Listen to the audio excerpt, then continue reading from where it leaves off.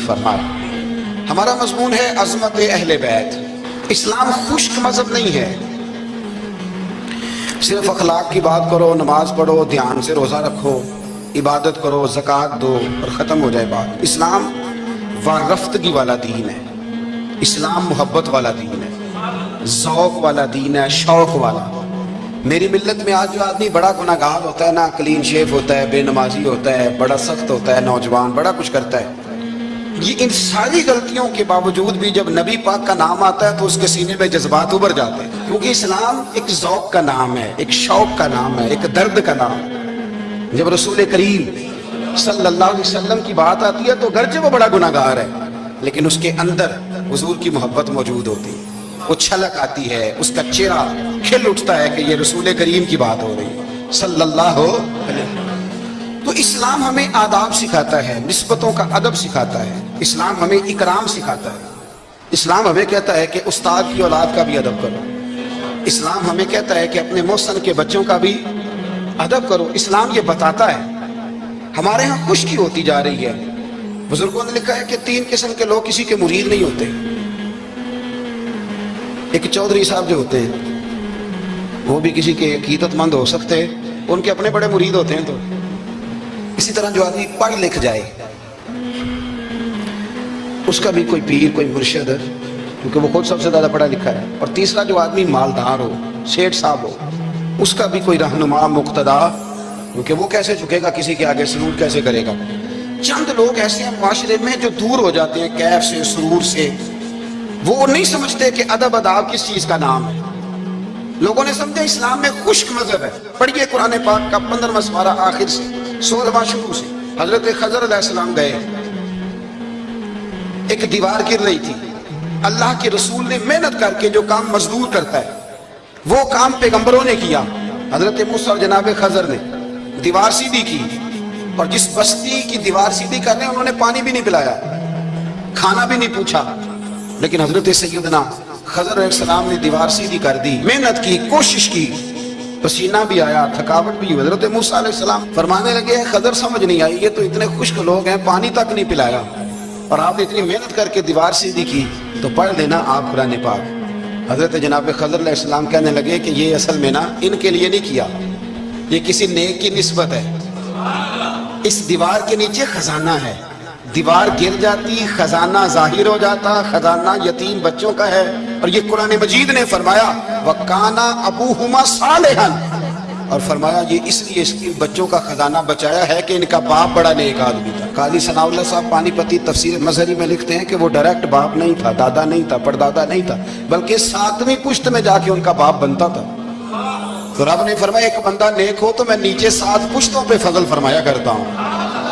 اگر ایک بندہ نیک ہو اور 7ویں نسل میں جو اس کی اولاد ہو، اس کے خزانے کی حفاظت کے لیے اللہ نبیوں کی ڈیوٹی لگاتا ہے، تو بتائیے پھر میرے نبی کی اولاد کی کیا شان ہو، پھر اہل بیت نبوت کا کیا مقام ہو، پھر رسول اللہ کے خاندان کا کیا مرتبہ ہو۔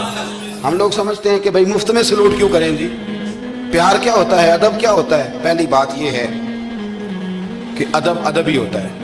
اماں انگوٹھا چھاپ ہے، بالکل ان پڑھ ہے، ناظرہ قرآن مجید بھی نہیں پڑھنا آتا، بیگم صاحبہ نے MA B.Ed اس کے بعد M.Phil میں داخلہ لیا ہوا ہے، ادب کس کا کرنا ہے، بیگم کا کہ اماں کا؟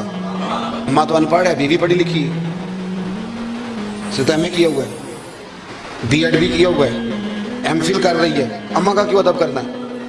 اس لیے کہ اماں کا ادب اللہ رسول نے بتایا۔ اماں کا ادب ہو سکتا ہے بیوی بڑی اچھی قاریہ ہو، عمدہ قرآن پڑھتی ہو، حافظہ ہو، عالمہ ہو، اماں کو نازلہ بھی نہ پڑھنا ہے، پر جنت پھر بھی ماں کے قدموں کے نیچے ہی ہے۔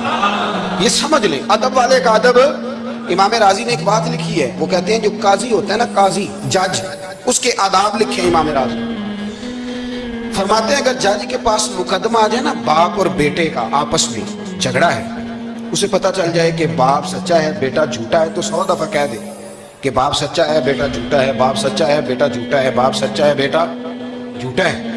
لیکن اگر اسے پتہ چل جائے نا کہ بیٹا سچا ہے اور ابا غلطی پہ ہے، اب یہ تو 100 دفعہ کہے کہ بیٹا ٹھیک کہتا ہے، بیٹا سچا ہے، بیٹا سچا ہے، پر ایک دفعہ بھی یہ نہ کہے کہ ابا جھوٹا ہے، حالانکہ مطلب یہی ہے اگر بیٹا سچا ہے تو پھر خود بخود سمجھ آتی ہے کہ ابا جی غلطی پہ ہے. لیکن ادب کا تقاضا یہ ہے کہ جج بھی یہ نہ کہے کہ باپ جھوٹا ہے اگرچہ وہ غلطی پر ہے, یہ تو کہہ دے کہ بیٹا, اس لیے کہ ادب والے کا جو مقام ادب ہے وہاں ادب کیا جائے, جو مقام اکرام ہے وہاں اکرام, وہاں آپ خشک نہیں بنیں گے. جہاں جھکنا ہے وہاں بہرحال جھکنا ہے, جہاں سلوٹ کرنی ہے بہرحال وہاں سلوٹ کرنی ہے. جن کا ہمارے اوپر ادب لازم ہے ہم نے ان کا ادب.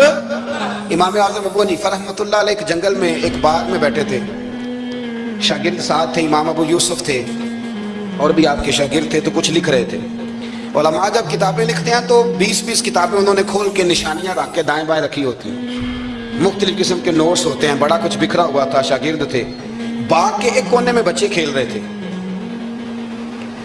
وہ بچے نا, بچوں میں سے ایک بچے کی گیند آ گئی باغ میں, بچہ گیند لینے آیا تو امام صاحب اٹھ کے کھڑے ہو گئے, وہ کاغذ شاغذ سارے بکھر گئے. بچہ گیند لے کے چلا گیا, شاگرد چپ رہے. چلو دوبارہ سے کتابیں سمیٹی, ڈھونڈا سارا کچھ, پھر سے کام شروع ہوا. چند منٹ گزرے تو بچہ پھر آ گیا گیند لینے. امام صاحب پھر اٹھے, پھر سارا کچھ بکھر گیا. شاگردوں نے برداشت کیا. سارے شاگردوں میں برداشت بھی نہیں ہوتی, شاگردوں کی بھی موج ہوتی ہے. شاگردوں مریدوں کا بھی اپنا اپنا وقت ہوتا ہے خدمت کرنے کا, اپنا اپنا سٹائل ہوتا ہے ادب کرنے کا. دور بڑا منفرد آ گیا. تیسری دفعہ, چوتھی دفعہ, 5 دفعہ ہو گئی تو بس شاگردوں کی جو صبر تھا, حوصلہ, وہ جواب دے گیا. بچہ پتہ نہیں کتنی دفعہ آئے گا. جب وہ بچہ پھر آیا, امام صاحب بوڑھے آدمی تھے, گھٹنوں میں درد بھی تھی, بڑی مشکل سے اٹھتے, چیزیں ساری بکھر جاتی. وہ بچہ جب 7ویں دفعہ تو امام صاحب پھر اٹھے, تکلیف سے اٹھے. امام ابو یوسف عرض کرنے لگے, حضور یہ بچہ ہے, اس کی تو ڈیوٹی لگی ہوئی ہے گیند لانے کی, تو 100 دفعہ آئے گا.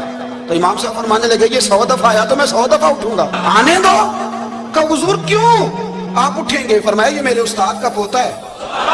اصلا نال جے نیکی کریے تے نسلہ تاک نہیں بھول دے.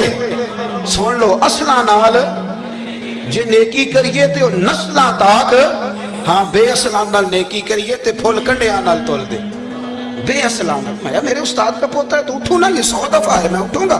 میں نے اس گھر سے فیض لیا ہے, یہاں ڈیوٹی کرنا میری ذمہ داری کا حصہ ہے, سوال ہی نہیں پیدا ہوتا. صحابہ کرام فرماتے ہیں نبی پاک کے اخراجات بہت زیادہ تھے, آمدن کوئی نہیں تھی, بظاہر بڑے خرچے تھے, مہمان بڑے آتے تھے, بڑے معاملات تھے, اور دین کا کام بذات خود ایک محنت ہے. ہمارے یہاں لوگ بڑا کہتے ہیں علماء جی یہ پیر صاحب کرتے کیا ہیں؟ میں کہتا ہوں پیر صاحب میں نوکری لوا دیں.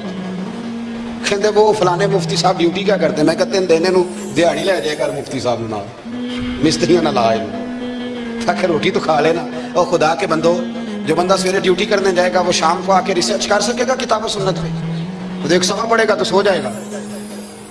اس لیے حضرت عمر فاروق نے یہ کام امت کو بتایا, فرمایا علماء کو تنخواہ دو. اور مسجد کے امام کی تنخواہ حضرت عمر نے گورنر, صوبے کے گورنر کے برابر لگائی تھی, اور خطیب کی تنخواہ گورنر سے زیادہ ہوتی. فرماتے تھے یہ ذہنی طور پر فارغ رہیں گے, سہولت میں رہیں گے تو صحیح دین پڑھیں گے اور صحیح کر کے پڑھائیں گے. اگر یہ الجھے رہیں گے کہ سویرے بیل جمع کرانا ہے تو ان کے لیے بڑی دشواری ہو جائے گی. لیکن ہمارا ماحول کیا ہے, عالم جب تخصص کر لیتا ہے نا تو پی ایچ ڈی کے برابر ہو جاتا ہے. درسی نظامی کے بعد جب تخصص کرتا ہے نا وہ 3 سال میں یا 2 سال میں, تو پی ایچ ڈی ہے. آج پی ایچ ڈی آدمی جائے نا یونیورسٹی میں لگے تو تقریباً 2.25 لاکھ کے قریب اس کی تنخواہ ہے. عالم کو کیا دیتے ہیں لوگ؟ بھی میری بات سمجھے, اس کا اور اس کا لیول تعلیم کا ایک جیسا ہے, اس کا سٹیٹس کیا ہے اور اس کا. لیکن اس کے باوجود اگر وہ کسی آسانی میں ہے تو اس بیچارے کو حساب دینا پڑتا ہے, اسے بتانا پڑتا ہے کہ گاڑی میں بیٹھتا ہوں تو کہاں سے آئی ہے, روٹی کھاتا ہوں تو کہاں سے, اس کو پھر بھی حساب دینا پڑتا ہے. اس کا نقصان یہ ہوتا ہے کہ لوگ دین میں آنا چھوڑتے. ہمارے یہاں گجرانوالہ میں ایک عالم تھے, وہ 9 بھائی عالم تھے. اب ان کے بچوں میں سے کوئی بھی نہیں بنا. کوئی بچہ کوریا میں کمائی کر رہا ہے, کوئی افریقہ میں کمائی کر رہا ہے. وہ کہتے ہیں جو شراب کا ہوا ہے ہمارا بھی تو وہی ہونا نا. کل بچے نکل گئے, انہوں نے کہا جا کے محنت کرتے ہیں. نے کیا کمایا؟ نبی کریم صلی اللہ تعالی علیہ, حضور کے صحابہ ادراک والے لوگ تھے, بصیرت والے. نبی پاک کے خرچے بڑے, گھر میں 9 ازواج ہیں, 4 شہزادیاں ہیں, مہمان آتے جاتے. انہوں نے ایک پروگرام بنایا کہ ہر مہینے ہم اتنے پیسے جمع کریں گے, اور یہ جہاد کے لیے نہیں دیں گے, یہ مسجد کے لیے نہیں دیں گے, یہ صحابہ صفا کے لیے نہیں, یہ خالصتاً سرکار کی بارگاہ میں پیش کریں. یا رسول اللہ یہ رکھ لیں, اور جہاں آپ کا دل کرے آپ اپنی ذات پر, مہمانوں پر, گھر پہ خرچ کریں. اچھا جی جمع تو کر لیے ہیں, تو اب حضور کو پیش کون کرے گا؟ ڈیوٹی لگی حضرت عباس کی کہ محبوب کے چچا ہیں, یہ پیش کرے گی۔ حضرت عباس وہ پیسے لے کے دروازہ رسول پہ پہنچے، سیانے بندے تھے تو لفظ بڑے سمجھداری کے ساتھ تلاش کیے، عرض کی یا رسول اللہ صلی اللہ علیہ وسلم، آپ کے دن بھی ہمارے لیے ہیں، راتیں بھی ہمارے لیے، آپ دن کو ہمیں تبلیغ کرتے ہیں اور رات کو رو رو کے ہماری بخشش کی دعائیں کرتے ہیں، حضور آپ کی 24 گھنٹوں پہ ہمارا ہی حق ہے، ہمارے لیے وقف کر دیا آپ نے۔ حضور ہم ایک حرف کا، ایک جملے کا بدلہ نہیں دے سکتے، یہ تھوڑا سا نذرانہ ہے، ہمیں پتہ ہے اخراجات بڑے ہیں اور ظاہراً آمدن کے ذرائع کو نہیں تو قبول کر لیں۔ حضور کو جواب دینے ہی لگے تھے کہ اللہ پاک نے قرآن پاک نازل کر دیا، سورہ شورى کی آیت نمبر 23، فرمایا محبوب کل لا اسألکم علیہ اجرا، محبوب ان سے فرما دو کہ اس تبلیغ دین پر گویا طائف میں پتھر کھانے سے لے کر احد میں دانت شہید کرانے تک، لا اسألکم علیہ اجرا، میں تم سے کسی اجر کا سوال نہیں کرتا، الا المودۃ فی القربى، ہاں اگر کچھ کرنا ہے تو میرے اہل بیت سے پیار کرتے رہنا، میرے اہل بیت سے۔ یا رسول اللہ یہ کون ہے؟ فرمایا مولا علی، سیدہ فاطمہ اور ان کی اولاد حسن سے پیار کرنا، حسین سے پیار کرنا۔ میرے رسول پاک نے فرمایا فاطمہ تو بدعۃ منی، لوگوں فاطمہ کو میرے وجود سے الگ نہ سمجھنا، یہ میرے جگر کا ٹکڑا ہے۔ اور حضور فرمانے لگے جس نے فاطمہ کو راضی کیا اس نے محمد عربی کو راضی کر لیا، میں اس سے راضی ہوں جس نے میری بیٹی کو راضی کیا۔ اور فرمایا جس نے اسے ناراض کیا، اللہ کرے یہ چھوٹی بات نہیں بڑی بات کر رہا ہوں، فرماتے ہیں جس نے اسے راضی کیا اس نے مصطفیٰ کو راضی کر لیا، اور فرمایا جس نے مجھے راضی کیا اس نے اللہ کو راضی کر لیا۔ اور حضور فرمانے لگے النظر الی وجہ علی عبادہ، علی کو تو دیکھتے رہو گے تو رب کی عبادت کا ثواب ملتا رہے گا۔ کچھ لوگ پریشان تھے کہ حضور سارے تو نہیں نہ دیکھ سکیں گے مولا علی کو، حضور نے اس کا بھی جواب دیا، فرمایا ذکر علی عبادہ، تو بس علی علی کہتا رہے تجھے رب کی عبادت کا ثواب ملتا رہے گا۔ علی کا ذکر بھی عبادت، اس خاندان کے ساتھ پیار کرنا۔ میرے اعلیٰ حضرت فاضل بریلوی رحمت اللہ علیہ سے کسی نے پوچھا سید کو زکوٰۃ دے لیں، اس کا سادہ سا جواب تھا نہیں لگتی، بات ختم ہو جاتی، پر اعلیٰ حضرت نے نا ایک پورا صفحہ لکھا، بلکہ 1.5 صفحہ ہے، فتاوی رضویہ کی 8ویں جلد میں، حضور زکوٰۃ دے لیں تو اعلیٰ حضرت نے دلائل لکھے کہ سید کو زکوٰۃ نہیں لگتی، پھر آخر میں کہنے لگے جن کے نانا کا صدقہ کھاتے ہو انہیں زکوٰۃ دینی ہے۔ آپ فرمانے لگے تو نبی پاک کے مبارک بچوں پر اپنا مال خرچ کر، یہاں بھی اجر ملے گا وہاں بھی اجر ملے گا۔ اور پھر اعلیٰ حضرت نے حدیث لکھی ہے کنز المال کے حوالے سے، کمال کرتے ہیں جب آپ اس طرف آتے ہیں نا، خدمت سادات کا پورا باب بیان کیا۔ فرمانے لگے رسول کریم علیہ السلام نے فرمایا جس نے عبد المطلب کی اولاد کے ساتھ نیکی کی، بات ہی ختم کر دی۔ عبد المطلب کی اولاد میں حضرت عباس کا خاندان بھی شامل، عبد المطلب کی اولاد میں حضرت جعفر طیار کا خاندان بھی شامل، حضرت سیدنا امیر حمزہ کے بچے بھی شامل۔ حضور فرمانے لگے جس نے عبد المطلب کی اولاد کے ساتھ نیکی کی، قیامت کے دن مجھ پر لازم ہے کہ جب وہ مجھ سے ملے گا تو میں اسے صلہ دوں گا، میں اسے۔ اعلیٰ حضرت یہ حدیث لکھ کے کہتے ہیں ہمیں صلے کی ضرورت ہی نہیں ہے، جو نبی پاک نے کہہ دیا نا جب وہ مجھ سے ملے گا، تو مصطفیٰ سے ملنا ہی سب سے بڑا صلہ ہے، یہی سب سے بڑا صلہ ہے۔ بیدم شاہ وارسی کہنے لگے عدم سے لائی ہے ہستی میں آرزو رسول، عدم سے لائی ہے ہستی میں آرزو رسول، یہ کہاں کہاں لیے پھرتی ہے جستجو رسول۔ ہمیں عدم سے لائی ہے ہستی میں آرزو رسول، اور کہاں کہاں لیے پھرتی ہے جستجو رسول۔